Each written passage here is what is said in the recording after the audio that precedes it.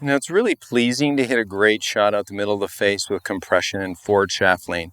A lot of you have never felt that before, and probably not your fault. Maybe some misaligned intent, maybe some poor instruction from a well-meaning golfer to get you started. And unfortunately, you've taken that habit and you really haven't developed that forward shaft lean and all the elements to help you really hit great pitch shots. Now, a pitch shot, this is a golf club that it's kind of like a paintbrush. It's not just for one stroke on a canvas, it's for creating art. Because this golf club for me is a club that if it's a standard shot in the fairway with no wind at a reasonable elevation, I hit this about 135 yards. If I'm in the mountains at 6,000 feet up in Tahoe, maybe I hit this 148. But it's not only that, it's about, how about 100 yards? How about 90 yards? How about 110, 115? All those distances between the maximum, all those flighted shots that require you to really know where the weight of the club is, how it plays against your hands, and how your pivot speed helps deliver that club into impact.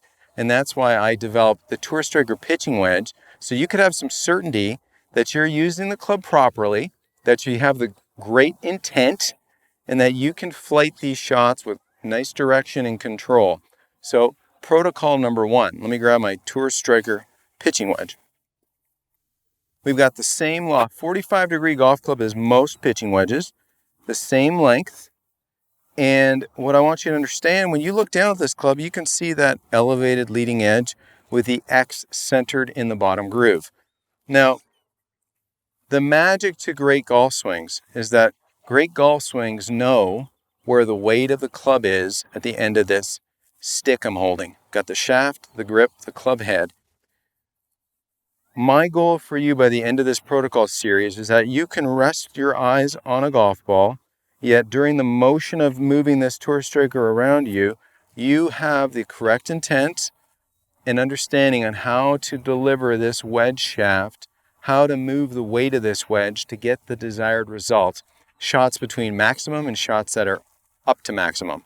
So all those incremental distances. Now, how we're going to get started with this, with your wedge, from a narrow base, and you'll see I'm using a T-square. I'm using the Tour Striker Golfer's Toolbox right here. I've got a fairly narrow stance. I've got the golf ball centered left in my narrow stance. And what I want you to do here is just look down from your visual perspective and see your hands as they reside visually somewhere between your feet.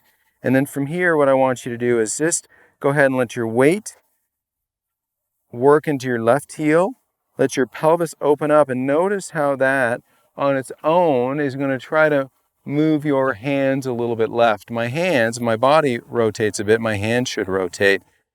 And that's one of the elements that's imperative. Too many people try to force the handle forward. We don't want that.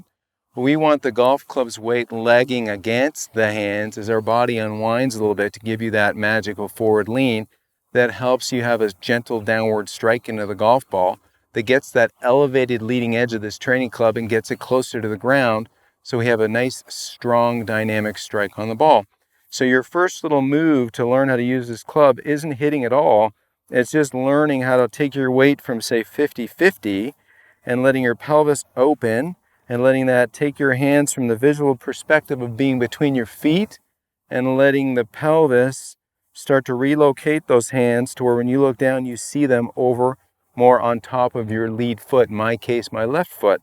So your first protocol is just this little hippie move right here where you open up the pelvis, let it relocate the hands somewhat, add a little bit of forward shaft lean. I want you to do 30 of those. After that, let's go on to protocol number 2.